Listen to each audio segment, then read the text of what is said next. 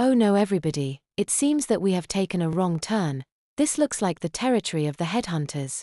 The man at the front of the boat with a microphone said on the intercom system. I stared lazily towards the fake, robotic figures that popped out from the fake jungle bush. It raised a spear that was so dull it would have trouble breaking wet paper. Quick Johnny. Step on it. The man, who introduced himself as Mike at the beginning of the boat ride, whacked the top of his coworker's helmet. A massive gout of water sprouting from the back of the boat, and we began to move a little faster on the track we were attached to. I had no idea how Danielle convinced me to take the jungle boat ride. I think it was because she was getting tired chasing me around the park and needed a quick break from walking or carrying me around.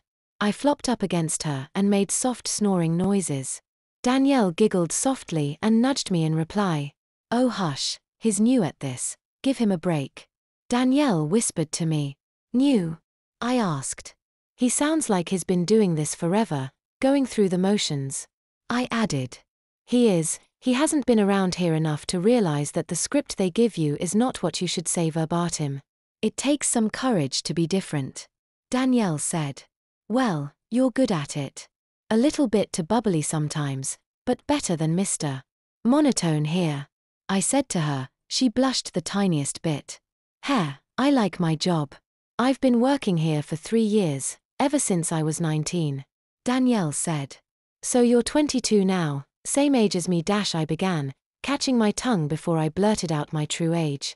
Danielle looked at me quizzically. I have a cousin that age, he's a college student. I said quickly. Danielle looked at me for a few more seconds before slowly turning to face our guide. I shrugged softly and rested on the hardwood seats. I felt my diaper warm for a few seconds before the sensation quickly cut off. It must have been a relaxing enough feeling because the next thing I remember was Danielle shaking me awake. I sleepily got up and grabbed her hand, letting her lead me back into the main artery of Disneyland. I slowly blinked myself back into awareness, noticing that Danielle was leading me towards another ride. I looked around for a sign or other indication for what ride we were heading on. My heart jumped out of my chest as I saw the haunted house in the distance. It should be easy enough to convince Danielle to let me into the house so I could finally get back to my own body. VIP card, eh? What, the kid have cancer? Said an attendant. I looked up to see another Disney employee handing a card back to Danielle. We had gotten a VIP card for some reason, which let the two of us jump to the front of any line in the entire park and even get past certain height requirements. The attendant opened a door concealed under a fake hill that hid part of the ride from view. Ducking inside, we shuffled past rows of spare parts.